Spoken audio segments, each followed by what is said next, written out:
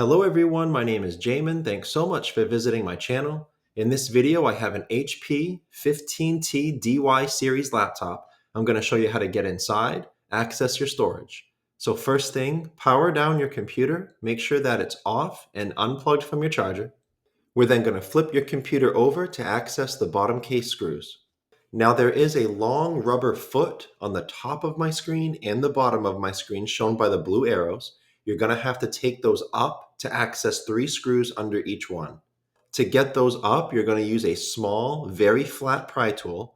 They're only held on by double-sided tape, so you will be able to carefully, slowly pry them up. If you go too fast or bend it too much, it is possible to break them since they're just rubber. If you do break them, you have the option of buying a new one to replace it, or you could just use it broken. If you split it in half, you still have to put down the whole thing with double-sided tape, so you can just put it down broken and it should still work fine.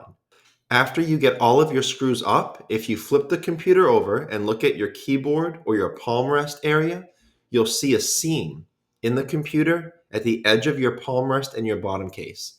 That's where you're going to use a small flat pry tool to slowly pry up the palm rest from the bottom case. You're going to go all the way around nice and slow. Don't put the pry tool too far in. You could damage some internal components. Just keep it on the edge and pry up that palm rest from the bottom case. Once you do, this is what you're looking at for the inside of your computer. Now, as a general computer repair side note, guys, when I'm working on a computer in my shop, it's sitting on an anti-static mat. Either that or an anti-static bracelet are great ideas to avoid damaging anything in your computer when you're working on it.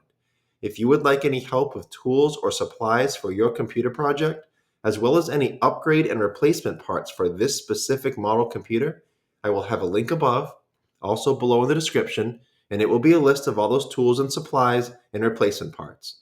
Now, before touching anything in a computer, it's always smart to remove or at least unplug your battery. Computers are safer to work on when as little power as possible is running through them.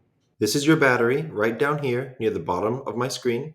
The battery is held down by 7 screws noted by the red arrows, and it plugs into the motherboard near the blue arrow. After removing all the screws and lifting the battery up, that will unplug it from the motherboard.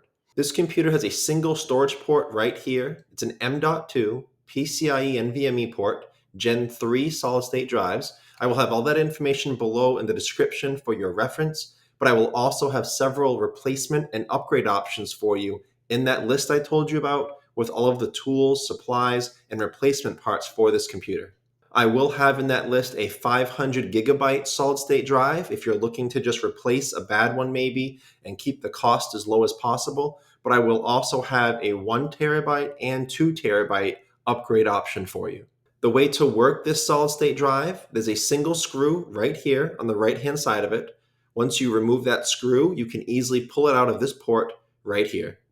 As another side note, if you are installing a new drive to your computer, you may need to install an operating system onto it afterwards. I will have a video tutorial link below in the description. Also above in the video, it will show you how to install Windows 10 onto an HP laptop.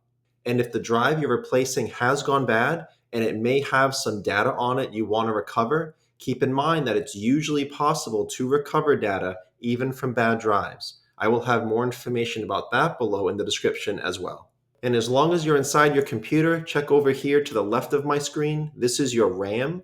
RAM is a very important part of the speed and performance of your computer.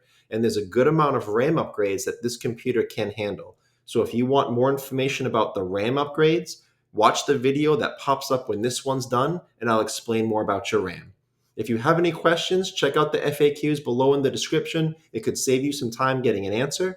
If you need to leave me a question or comment, please do. I try to get to those a couple times a day at least. Thanks so much for watching, everyone. I look forward to seeing you on my next video.